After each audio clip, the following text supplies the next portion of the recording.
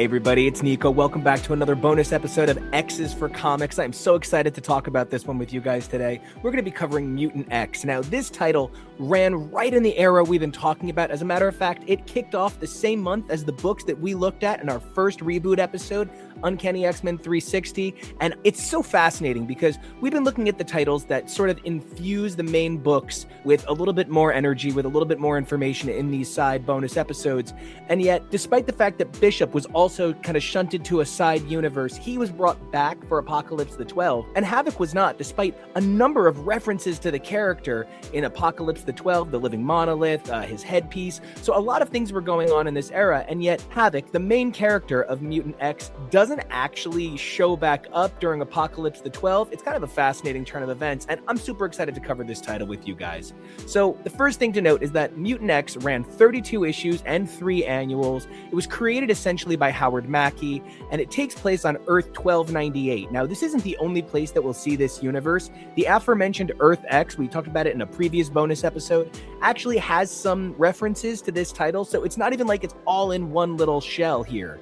So the idea behind this book is Alex is transported into the body of an alternate universe Havok after the events of X Factor 149, and it was only ever intended to be 12 issues, and yet it ran for 32. Now, the book also involves some really interesting liberties taken with X-Men canon and bigger Marvel Universe canon, and it's sort of shocking to talk about some of the things that happen in this title. So kind of to do this a little differently than we've been doing it, we're going to change up the order a little bit, and we're going to talk about the creators first, just to kick things off. Now, this title originally ran from August of 98 till April of 2001. It was created and predominantly written by Howard Mackie, with 2 exceptions. Annual 99 was written by Jay Farber, who wrote a significant issue of Mutant X with that annual. It's in the middle of a major arc. It establishes some major canon, makes some major story moves, and it must have at least been somewhat in conjunction with series architect Howard Mackie. Additionally, longtime X kind of fill-in scribe, but also did a great run on Excalibur, good stuff there, Ben Robb is responsible for a significant issue as well that provides this universe's version of Storm, Bloodstorm's origin, plus it does a lot to flesh out Kitty and Forge as they exist in this universe. Now, the art team is pretty extensive here. We have Tom Rainey, Carrie Nord, Pascal Ferry, Yancey Labatt, Mike Miller, J.J. Kirby, Javier Sartez, Colleen Doran, Billy Patton, Tom Lyle, Bart Sears, Dusty Abell, Ron Lim, and James Fry on pencils, plus Andrew Pepoy, Walden Wong, Pascal Ferry, Scott Elmer, John Green, Derek May, Scott Koblish, Harry Calendario, Salim Crawford, Rod Ramos, John Zopp, Cliff Rathburn, Jay Liston, Tom Lyle, and Sandu Flores on inks. The colors are a much smaller list here. Gina Going did absolutely all of the colors for this entire series, except for some contributions in Annual 99 by Joe Andriani and Jason Wright. The letters were done by Chris Eliopoulos, all except for, once again, one issue done by Dave Sharp. So this title concerns itself with some slightly unusual things, and just to kind of set the stage, the title all kicked off in X Factor 149, which saw a several-year ongoing story culminate in a surprising way.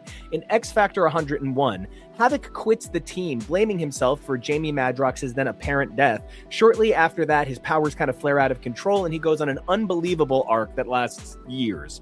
Random, the character that can morph his arms into guns because he's so 90s, captures Havok to work for Dark Beast, and shortly after, he begins fighting X Factor, and that's roughly the mid-teens to the mid-120-somethings, right? He forms his own brotherhood, including Dark Beast, Fatale, at one point brings in X-Man, like Nate Gray, like team favorite X-Man, and more. And this all comes to a head in 148, in which he reveals that this has been a nearly 50-issue plan to take down Dark Beast. So, additionally, there's another person we need to mention here, Greystone. Now, it's so interesting that Bishop has come up so much in these bonus episodes, because Greystone is actually a member of Bishop's timeline.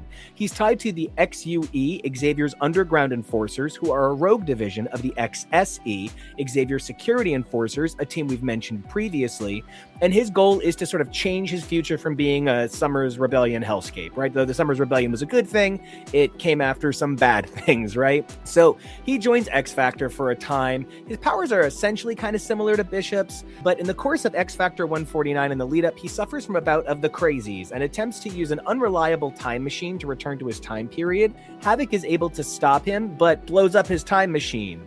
This sends Havok sprawling through time. Additionally, in the course of this story time, he and Polaris officially break up. Alex and Polaris are done, but he does manage to have a lovely reunion with Scott for a moment. They share a phone call. It's really sweet. So Alex lands in a new universe, and that's where Mutant X picks up.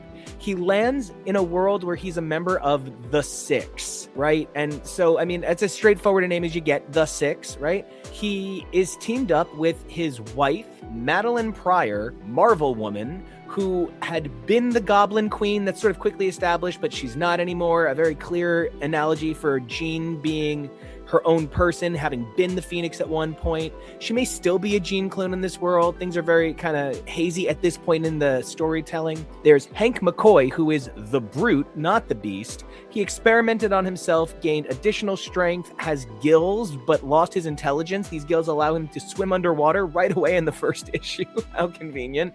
He also further gained cloven demon hoof legs from the Inferno event. Like, this guy's had a tough situation. Warren Worthington III, the Fallen, who is just a worst case post-apocalypse scenario for the character. He is just a little bit of a grim dark take on Archangel. It's a little rough. You got Bob Drake, who is Iceman. He never recovered from Loki's machinations in Alpha Flight X-Men, and now he's stuck in the perma-ice frost form. That's so much fun to say. He's stuck in the permafrost ice form that he was in the early 2000s, right? He's stuck in that here, and I think this actually predates that. And if he touches anyone, they immediately freeze or something. I don't know. So then you've got Ororo Munroe, who is now Bloodstorm. Going back again to some classic Claremont stories where she was bit by Dracula, she actually here becomes a vampire and stays a vampire. So that's the Six, right? So you've got Havok, Maddie, the Fallen, Brute, Iceman, and Bloodstorm, right?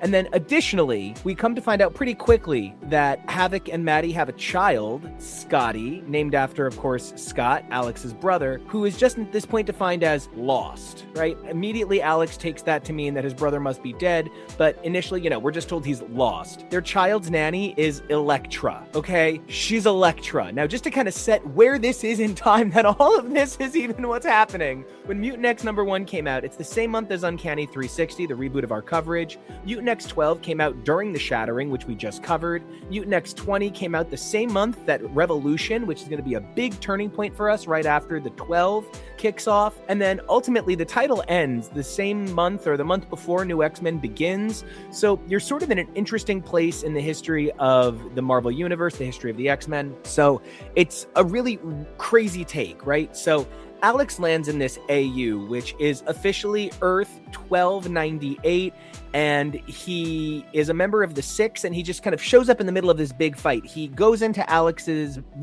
body, and immediately he's a member of this team. There's kind of a fun romp. They start out in a fun battle, and you get a bunch of setup pages of Alex being like, huh? What's going on? How can that be the case? What do you mean you're my wife? You're Maddie Pryor. And it's just a lot of opportunity to explain and give some exposition. There's a lot of cool cosmetic changes to the characters. It feels 90s without being too grimdarky 90s. There's a fun to it. It's silly though, right? There's also some odd changes, like we trade out the X-Mansion for Bannerman Castle.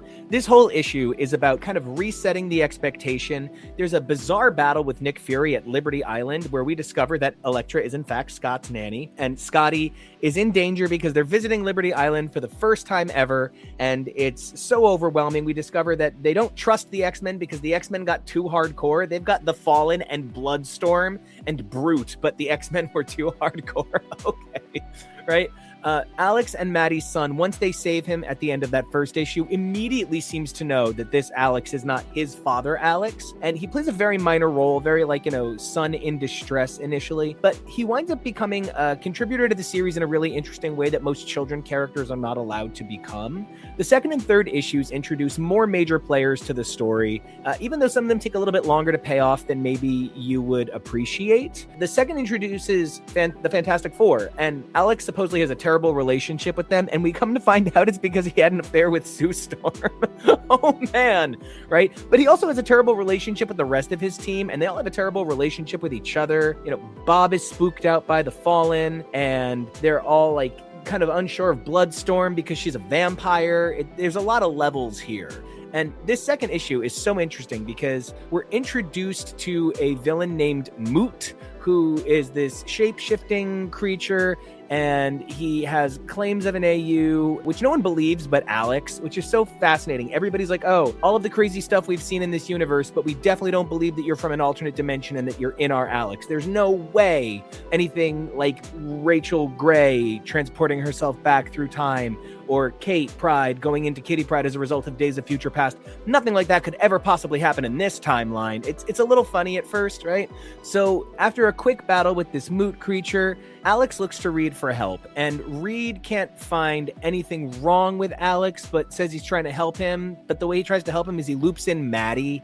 Maddie is actually an interesting character here. There's a lot to appreciate about her, but she's so quick to keep shouting down Alex and say, no, there's no way you're from an alternate universe. It's a little disappointing in that regard, and it leads directly into the third issue. Now, a number of these issues just sort of jump into the next thing. There's not always a smooth transition, but the third issue introduces what we're told is the Pack, and it consists of Wolverine, Sabretooth, and Wildchild, but they're sort of non-communicative. They're very like hunt in the woods, and it's very odd how minimal language they have. But this very simple, straightforward issue in turn brings an Alpha Flight, which has Vindicator, Northstar, Aurora, Puck, Sasquatch, Shaman, and Snowbird.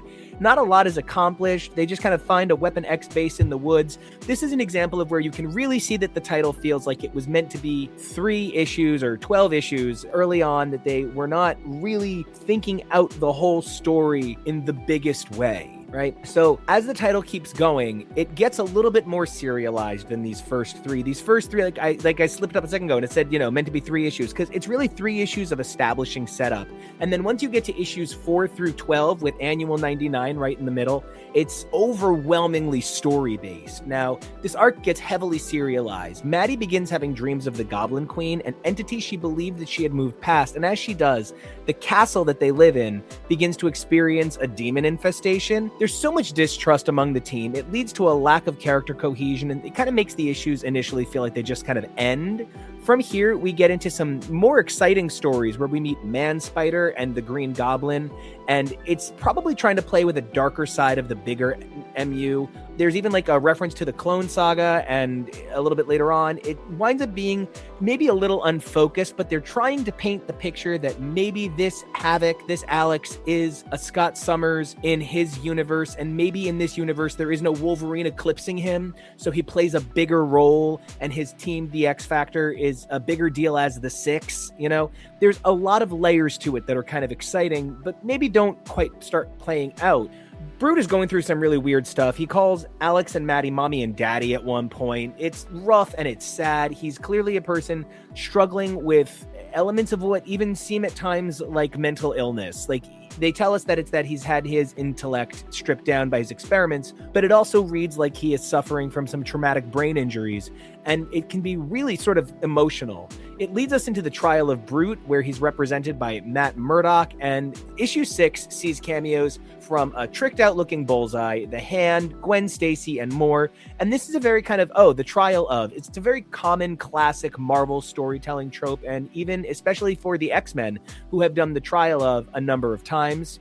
This story is the first time Brute regains his mind temporarily, and he asks for the death penalty for his crimes, and it gets a little confusing here. There's passing moments with Forge and Kitty, but it brings nothing about their characters to the front initially. It doesn't really explain what's going on with them either, but part of that is because we find out this is the point where Maddie is beginning to lose her fight to the Goblin Queen persona, and she begins possessing a ton of people in the Mutant X universe, including most of the Six. It is of note that she doesn't need to possess Reed Richards. He's just all too happy to become a member of her evil the Six. Make her much, right? Reed Richards has always had this propensity for being something worse than he is in the main Marvel universe, and this is a great example of where that is not the one in the main Marvel universe, but it's still an example of, man, this is a kind of twisty character.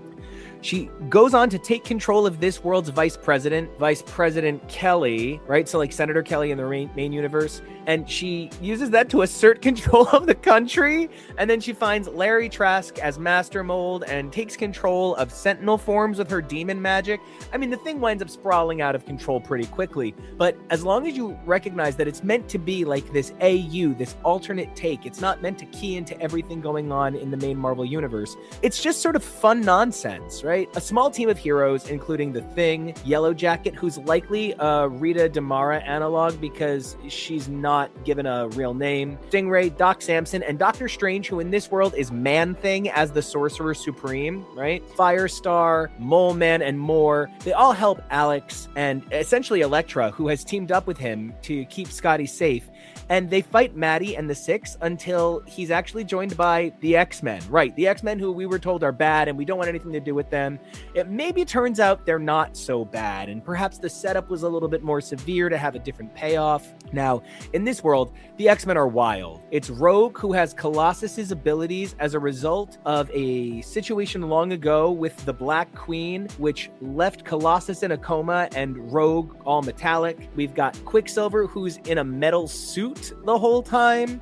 Mystique, who never takes her casual blue form, or at least not frequently enough to have noticed it. A Phalanx Warlock-infused being that's known as Cerebro. We've got Polaris, definitively the daughter of Magneto, and Magneto. They've been in space with the Shi'ar, and they came back to help out with this situation, and they team up with Elektra, Scotty, and Alex to go after Maddie. So one of the things that does stand out here is we're told that the Six broke off from the X-Men when the X-Men got too hard, but the Six are way too harder than the X-Men. So Alex, Scotty, and Elektra, who Alex is definitely struggling to hide his feelings for. They play with this a little bit here and there. He's very attracted to her. They have like a brief but lovely kiss. It's whatever it is, it doesn't really go anywhere, so when it pops up, it's a little odd. They hide out with the X-Men when Bloodstorm manages to break in, take down everyone, and kidnap Scotty. Once Scotty is in the Six's clutches, he immediately rejects Maddie, the Goblin Queen, since she's not behaving like Maddie, his mom.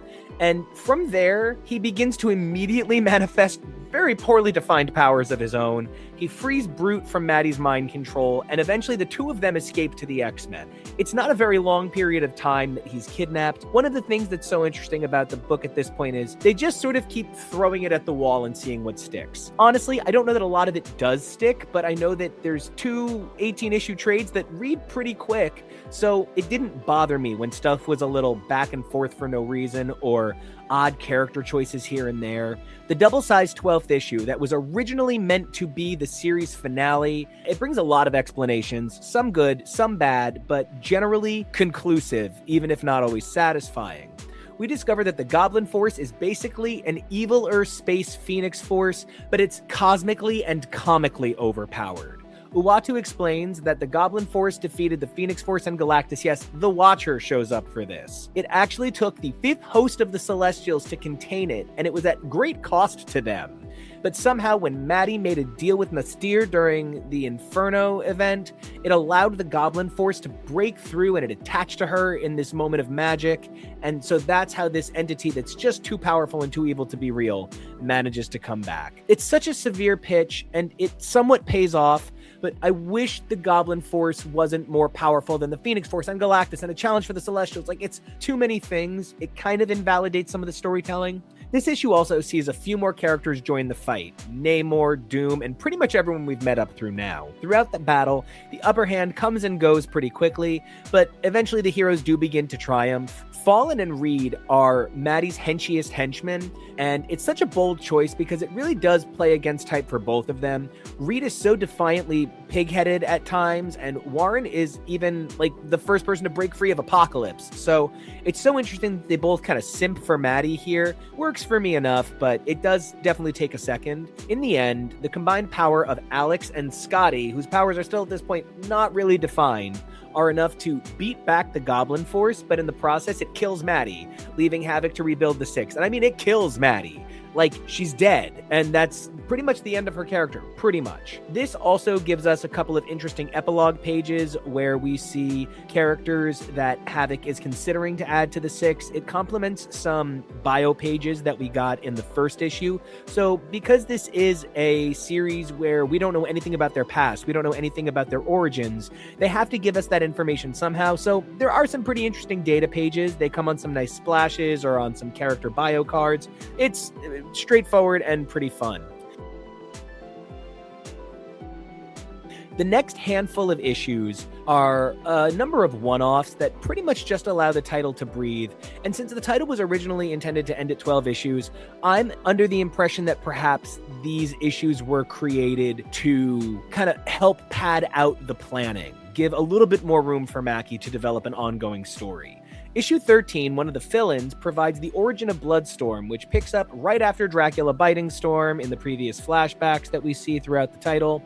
Kitty goes out on a mission, leaving the X-Men to go track down Bloodstorm, and she vows it's either to save her or kill her. Much of this information is delivered through a letter she leaves for the then-not comatose Colossus, and that's pretty fine.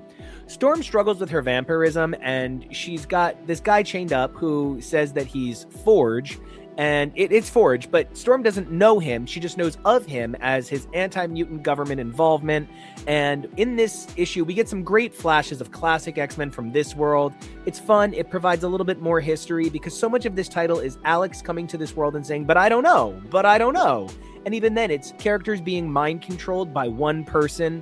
There's a lot of things that we're left to fill in, so when we do get these flashes, they're pretty great. Storm immediately turns on the other vampires around her, and I assume that she's currently in this story in Dracula Castle, and out of nowhere, she just begins attacking her new blood brothers to protect Forge. And I do love that one of the things this book tries to do is connect to the core of the character. Alex actually has an interesting catchphrase, I remember dying. It's something he says over and over again throughout the series because they're trying to tie it back to 149 X Factor and then Mutant X #1 over and over again. They want us to have that grounding. And for a character like Bloodstorm, you need to ground her in Ororo and bring her out that way. Ultimately, after a short fight, Kitty makes it and she does not defeat Bloodstorm at all. Instead, Storm bites her and turns Kitty into a vampire. Okay.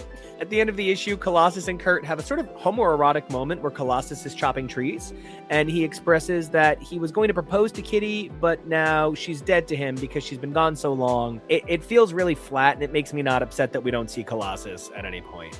But who we do see is Cyclops. Issue 15 is full of weird surprises. It brings in the Starjammers, the Skrull, the Kree, and much more. The Starjammers in this are Cyclops, Lockheed, Silver Surfer, Binary, and Nova, which challenges its preconceived notion. In the first issue, Maddie says, your brother is lost, and Havok takes that to mean Scott is dead, and just no one corrects him, because maybe that wasn't a decision they'd made yet when it was only 12 issues.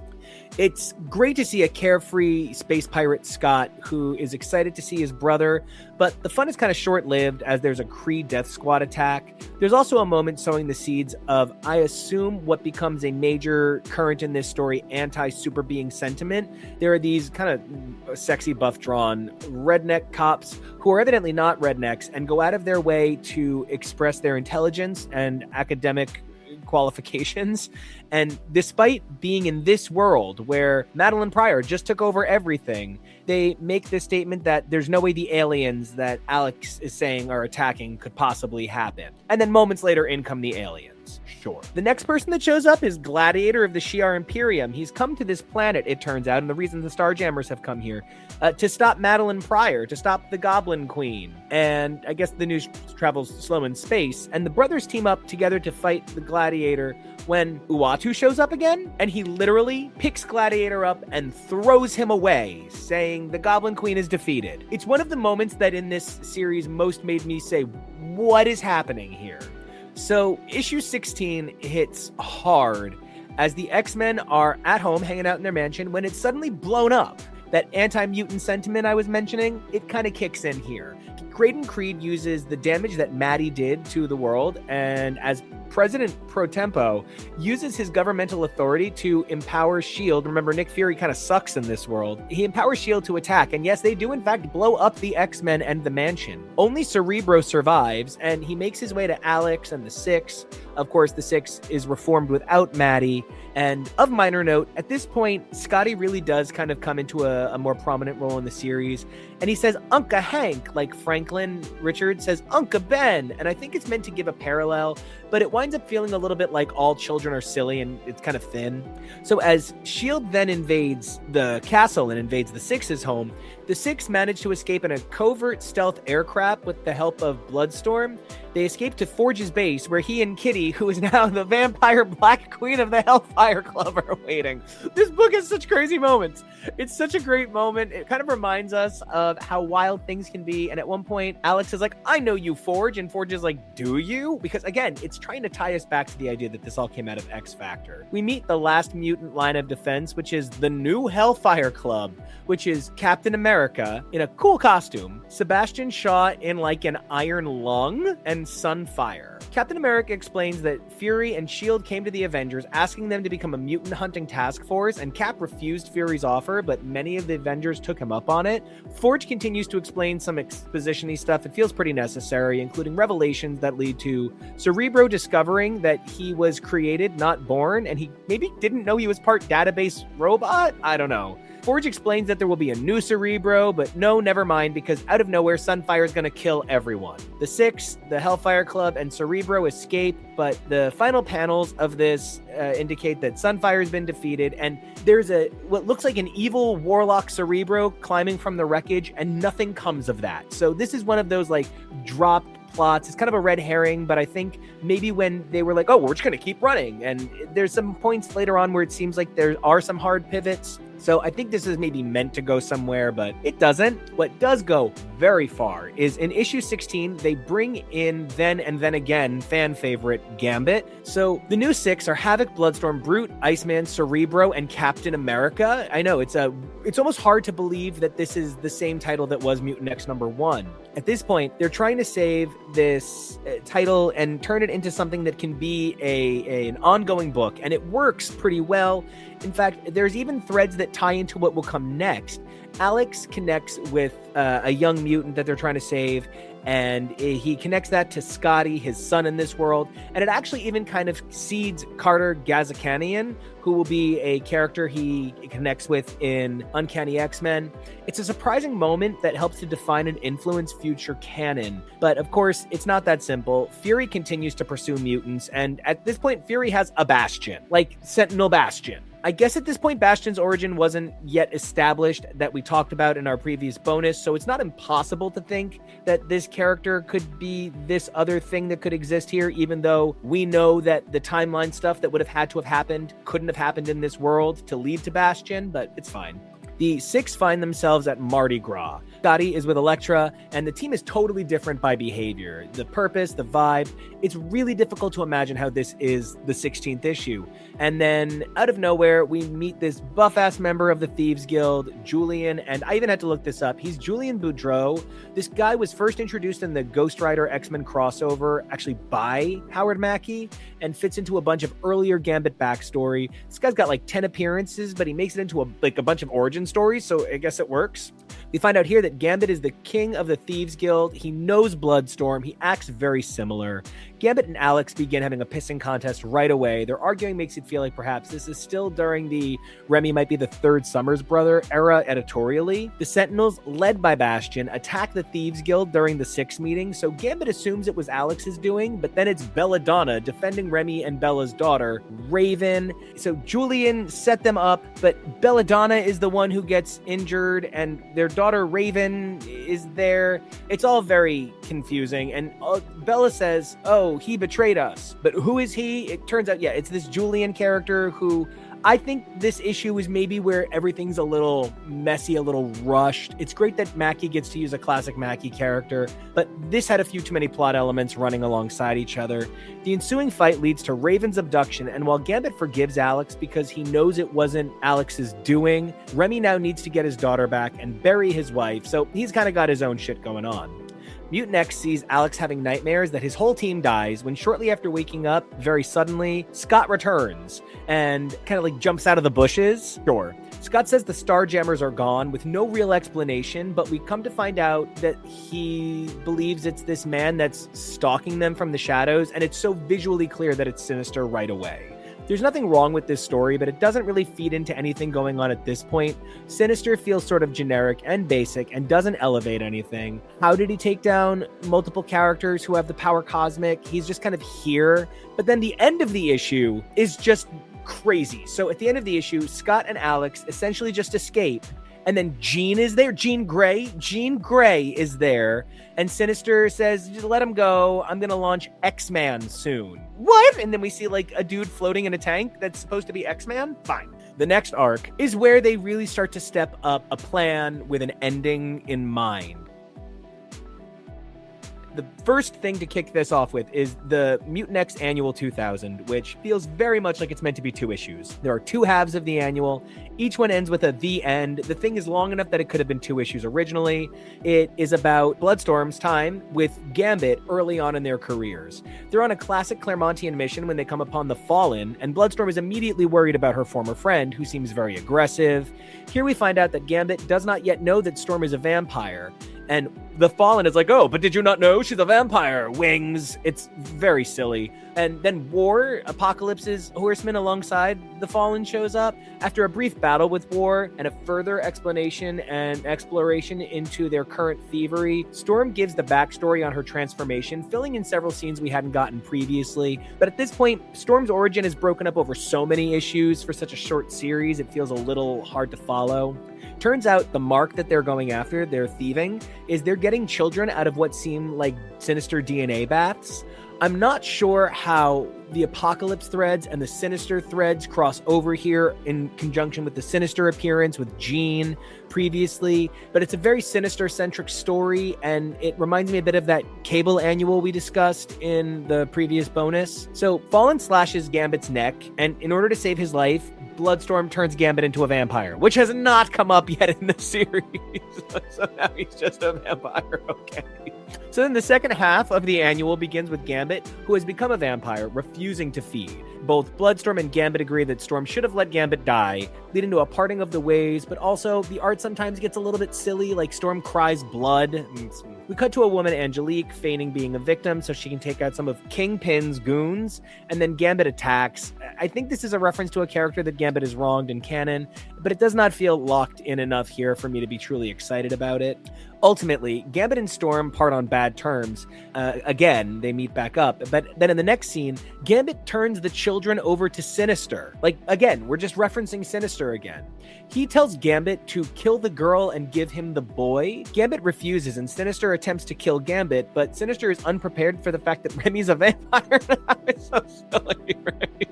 So then we discover that this child, the boy that Sinister is keeping, is going to be X-Man. Sure. The annual concludes with actually a fun little backup section where it expresses what 4 other titles of this universe would have been: Dr. Doom, Defender of the Earth, The Uncanny Spider-Man, Fantastic Four, Heroes of Science, and Magneto and the X-Men. This just felt like it was definitely meant to be an arc, not an annual, because the next couple of issues are arcs. And so I think the title was transitioning to something different to fit the more arc-based nature of what was going on in comics at the time. Issue 18 advances the story significantly and leads into a few arcs. We're better introduced to Fury's new plan, the Children of Humanity, which is a militarized group sent out to hunt mutants, through a pair of recruits named Jack and Diane. A little ditty about them here. They come up against the Six while the Six are attempting to save a young mutant. Ultimately, through the course of this fight, it turns out Diane is a mutant. Jack is panicked, and when the Punisher, who is now working for Fury, intervenes, the team is saved by Jean Grey. Right, so okay, we have a lot of wires crossing here. Fury's new squad, featuring a John Mellencamp song, are interrupted by the Punisher, who's working for him, but then Jean Grey, who is possibly working for Sinister, just saves everybody. Sure, fine. Jack then vows to become the Punisher? A Punisher? It's a little vague, and Jack and Diane are a lot like that warlock crawling out of the wreckage. Don't really contribute much. But oh man, the next few issues contribute a lot. So issues 19 through 23 give us Charles Francis Xavier. But right away, he's not quite right. The Horsemen of the Apocalypse come to stop Xavier, and by this first issue's end, Xavier attempts to psychically push Alex to kill the Fallen, leading Apocalypse himself to surface in the closing panels. And the next issue gives us a complex psychic battle, providing more story. It introduces that perhaps Havok had been a mole trying to infiltrate Apocalypse's group, and then later on, that's maybe revealed to be a red herring, because we find out that this Xavier is actually quite evil, and he winds up battling with Jean in the psychic plane. Jean, who is now working for Apocalypse and helping Havok. It's great. So then we discover that Apocalypse is not the worst guy here. He teleported the X-Men out before their demise, before the big explosion, a fact that we learn as Magneto re-enters the story and explains that in their youth, Xavier fought the Shadow King and then turned much darker after that fight, and he would disappear following a battle with the Juggernaut. We discover that Magneto was romantically involved with Moira McTaggart, one very different way she might have called him baby. So Xavier resurfaces to reveal that he's absorbed the Shadow King into himself. He puts on this kind of Doctor Strange fadey armor and becomes this world's Onslaught. And the Six and Co., because there's like so many extra people running around now like Magneto. It turns out, the X-Men that are alive and in hiding won't join them, but instead Gambit and Elektra do. Bob doesn't trust, now Bob Drake, right, Iceman? Bob doesn't trust Apocalypse. Scotty, out of nowhere, says that Captain America is a mutant. It's a thread that gets kind of picked up on later. And we don't get any answers to any of this because Apocalypse, the Fallen, and the rest of the Horsemen enter, and it leads to a short battle where Brute nearly kills the Fallen, if not for Alex and Scotty stopping him, causing a moment of peace, and Apocalypse immediately shuts down Fallen's rage and is like, there will be no fighting here. So we don't really understand why Apocalypse isn't trustworthy. All we know is that he's trying to stop Xavier in this universe, and Xavier is evil here and didn't lead the X-Men like he did in the regular universe. So there's a lot of crossed wires where we don't really understand why these characters don't trust certain characters. It's more inferences we bring from our own reading. It's revealed that Fury and Co. have been under Xavier's control, so it does wind up feeling more like Goblin Force again.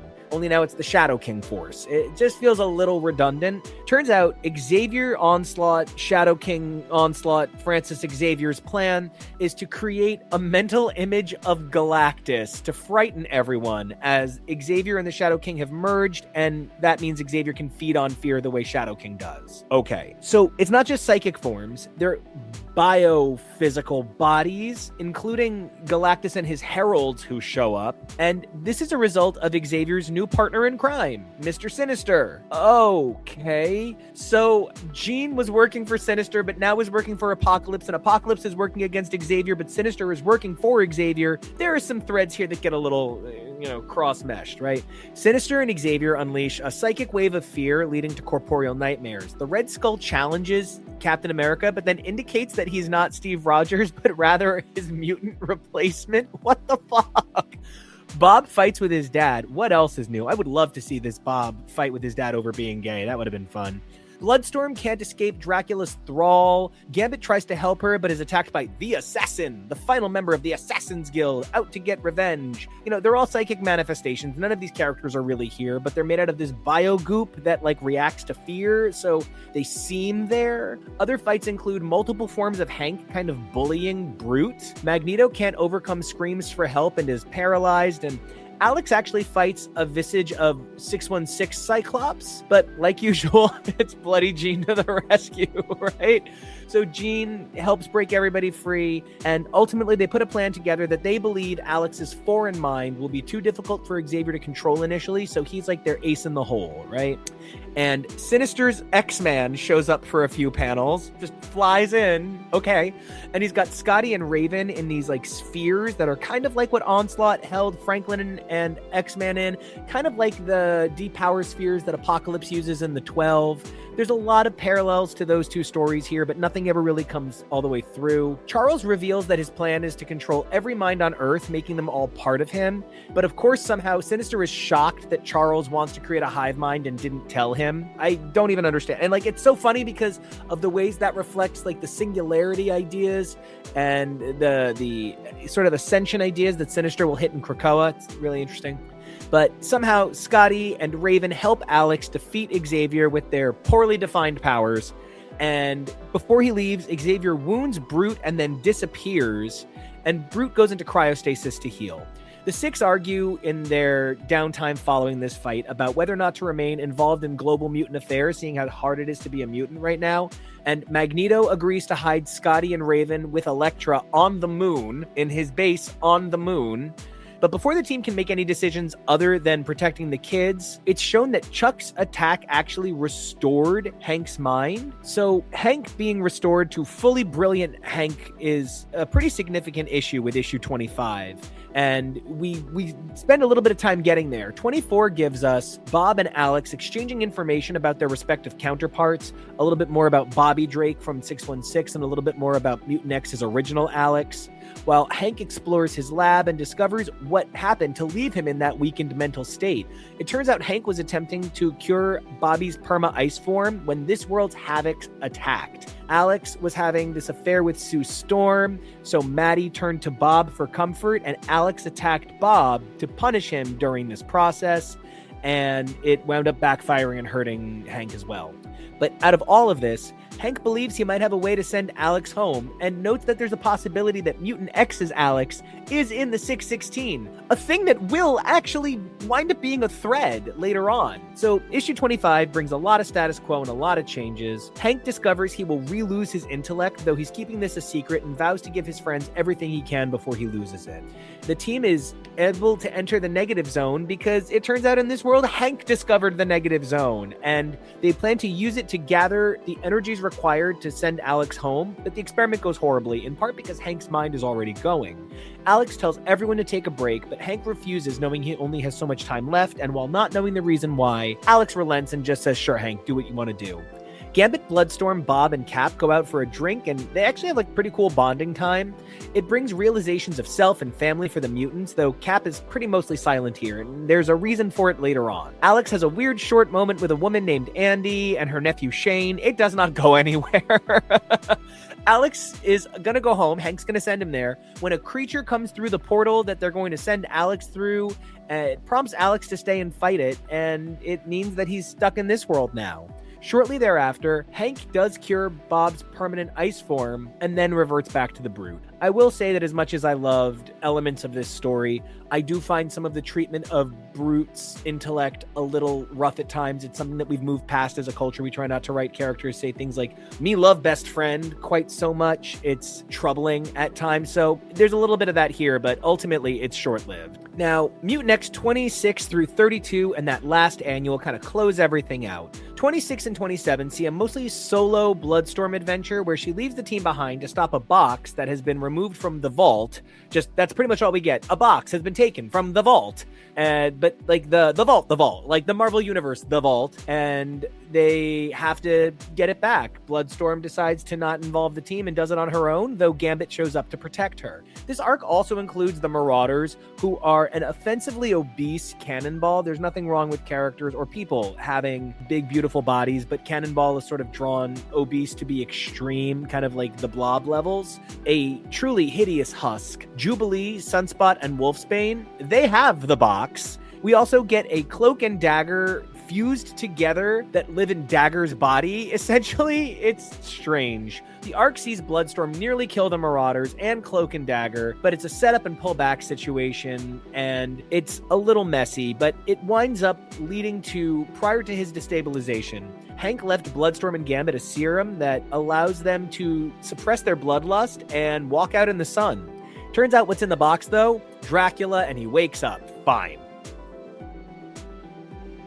Okay, this is where the book knows things are ending. It starts to put the Mutant X universe is ending. What's going to happen? And stuff happens, man. 28 through 30 are a Logan-centric three-parter, which sees Logan recover to full intellect, fight Sabretooth, and Mac Hudson returns. We discover that Logan has two children, Brian and Mari Logan, who he has with Mariko. Ultimately, Sabretooth finds them, kidnaps Mariko, as well as knocks out and kidnaps Jean somehow, and is like, Logan, make a choice. Which one of them do I kill? During this fight, Havok reveals that he can channel and direct low-level energy and set Sabretooth on fire from a distance? Sure. Logan then beheads Sabretooth. Okay. Not long after, a cyborg Mac Hudson shows up with the Professor, who is a character in the Weapons Plus program, and they're like, we're gonna bring you in. Okay. Meanwhile, the rest of the six, led by Bloodstorm, are crossing into Canada to get back Alex, Jean, and Logan, when they come across the Avengers, consisting of Giant Iron Man, Hawkeye, Typhoid Mary, Deathlock, and Black Widow, who challenge them to a fight, playground style, right away. The conversation goes poorly, and out of nowhere, Captain America hulks out and gains energy powers and takes the whole team down, because nothing will stand in the way of his patriotism. It's out of nowhere, guys. Cap becomes unstable. He is looking to fight, and so Havok, realizing that this character was able to take down the Avengers, the Six, the Weapons Plus team, just goes to fight him. And the two of them get into an energy pissing contest, and the blasts are so significant, they blow a hole in the moon and devastate Canada. Legit. As they return home, Dracula makes his move and bites Alex again out of nowhere. Believing that Alex's interdimensional status will give him powers, he gets all obsessed with him. This Mutant X Annual that comes between 31 and 32 is so wild, because in the pages of 31, they say there's a creature in the center of the earth and he's waking up from the battle between Alex and Captain America. And it turns out it's the motherfucking Beyonder. So this annual is Dracula and the Beyonder, who woke up as a result of Havok and Cap's fight. Kill everyone in the Marvel Universe. I mean, kill everyone. Daredevil, the Lethal Legion featuring Fin Fang Foom, Devil Dinosaur, Moon Knight Boy, Gargoyle, Brother Voodoo, Sherry the Showgirl, Slapstick. They kill the Eternals, the Inhumans, Doctor Doom, everyone. Nearly every single character in the Marvel Universe is dead or dying at this point. Magneto says goodbye to Polaris, who's so cold and can't see anything. He goes to vow revenge, but Doctor Strange, again, Doctor Strange Man-Thing, shows back up and is like, hold on, we got some stuff to discuss. Alex is in and out of a coma as a result of Dracula's bite, so he's kind of been off the board for the last two issues, and Scotty's like, Daddy, wake up, Daddy. Right? The Beyonder is just so unstoppable here. He's completely unstoppable, and he is evidently looking to get his hands on Alex and Man-Thing Doctor Strange to access the Nexus of all realities. Now, in Man-Thing's first appearance as Doctor Strange in this title, there is a fight between a bunch of characters, and believing that the only way to protect the Nexus of all realities is to destroy it, Alex destroys the Nexus. But just the swamp, so Man-Thing is fine? Sure. It turns out that the Nexus of all realities jumped into Alex. Fine. The Beyonder teams up with Dracula, and the two of them just keep plowing through everyone. Doctor Strange explains that the only way they're going to survive this is if they summon the wisest people. Reed Richards, Professor Xavier, who was just Onslaught, the Fallen for some reason, and Mordo the Ancient One, who looks more like Stephen Strange than anything. They are the ones who realize that the Nexus is now in Alex, and it's so unclear how we get to this ending. But on one of the next pages, they're like, oh, by the way, the Goblin Queen has returned. And Scotty's like, yeah, Daddy, didn't you realize? It's that when they defeated her in issue 12, the Goblin Queen's energies sunk to the center of the earth, where they merged with the Beyonder and woke up during Alex and Captain America's fight. So as soon as Alex sees the Beyonder, he says, drop the facade, and the Beyonder rips himself open and Maddie just comes out. Sure. So Alex fights the Goblin Force on an elevated plane of existence, which leaves the real Maddie's body just kind of laying on the ground, and somehow Alex is also able to comfort her while fighting the Goblin Force, and channels all of his power to blast the Goblin Force into the Nexus of all realities, and she's just defeated, and Alex is just floating through time and space forever. That's this book. That's really this book. it's really wild because I think if this had been anything but exactly what it is, if this had been anything but a story to keep Alex busy, just something going on in the middle of other things, it really would have been a problem for me because it's so ridiculous and the decisions are so outrageous. But what makes this really, really work for me is I love that chances were taken. Do I think most of them paid off? Probably not most of them. Do I think all of them paid off? Hell no. But I found myself engaged at the willingness to take chances.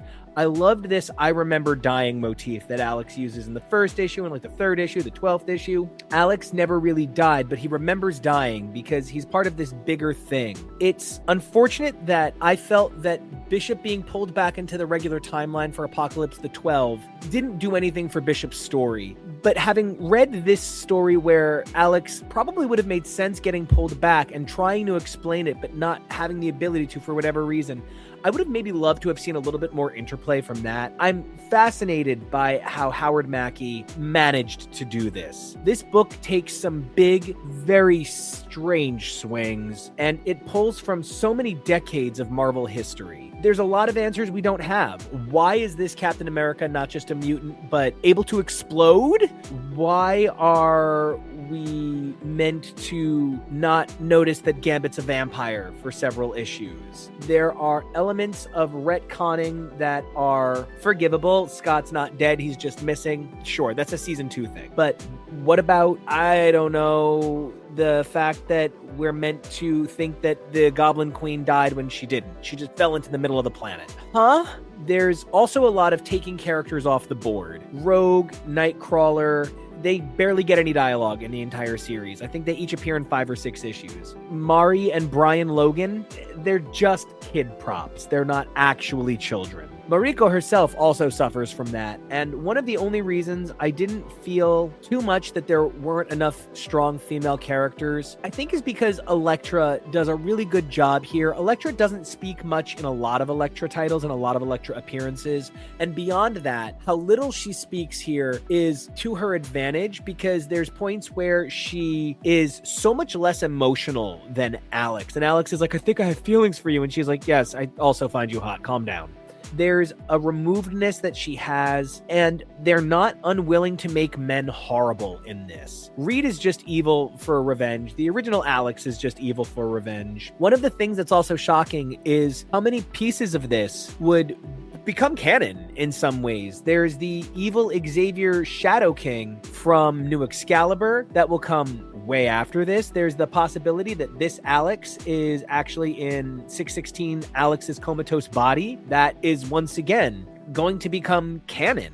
Scott befriending a child and taking care of him as his own, that is Scott and Carter's relationship. The idea that this Hank is so redeemable is not something that exactly happens, but it does show us this idea that Hank isn't done transforming, that there's more levels to Hank that we have to see yet. So, I don't know. I think if you can get your hands on the 2 volumes, right? Because the series is not wholly on Marvel Unlimited. They never did the trades of it. If you get your hands on the complete collections, they've got a lot of unused pages, some unused covers for trades. It's unfortunate because, again, I think this book is daring. I don't think it's an A+, but I give it an A- for effort. I give it an A for loving its subject matter, and I probably give the book a B-, right? Being very fair beginning to end, but it's a fast read. The pages are not overloaded with dialogue, but where I will get a little critical, I guess, is the art is very inconsistent. There are places where I'm never here to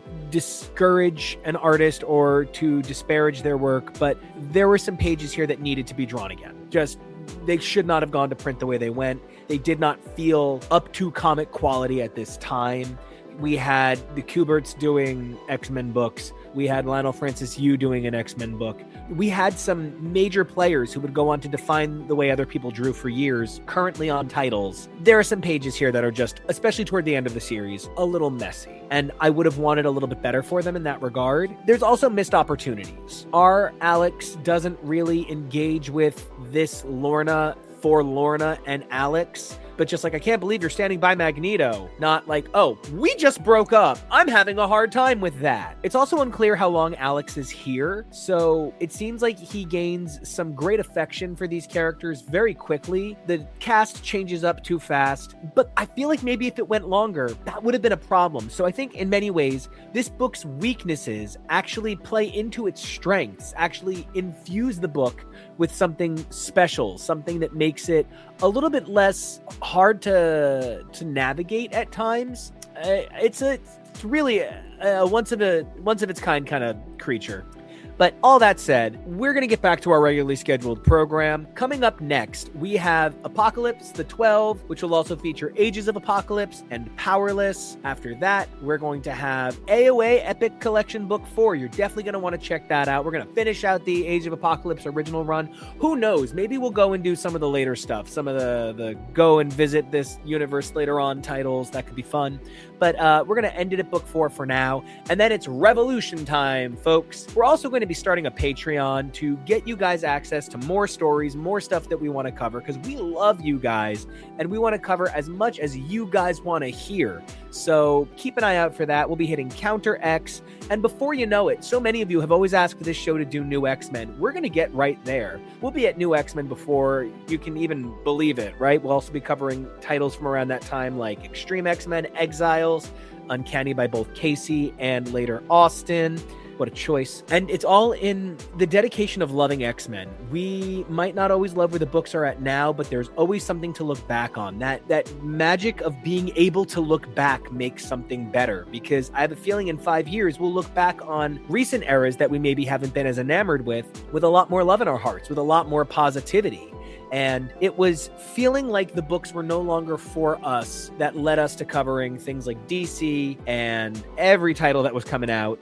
We love DC. I love DC. I'm the biggest Green Lantern fan I know, right? There's way bigger out there, but they don't talk to me. So I love DC. I love Bat books. I read everything Bat, but that's not what this show was. This show was X-Men. And so we want to bring it back to X-Men. Of course, we'll have breaks in between. We'll be doing some news issues, some crazy new stuff issues where we just want to talk about what's going on and cover that, just to get that out there, because one of the things that this is all about is loving something, right? And so right now, the easiest way to love it is to be in the future of a book and look back in its past.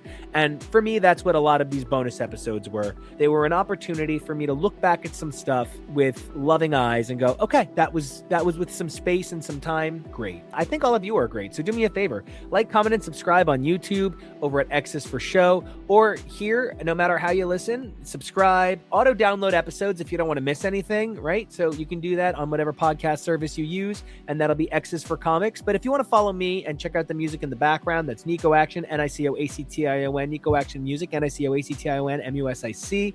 And 3 last things, right? These 3 are the ones that are the most important. Number 1, please be brave. Number 2, please stay safe. And number 3, please evolve daily.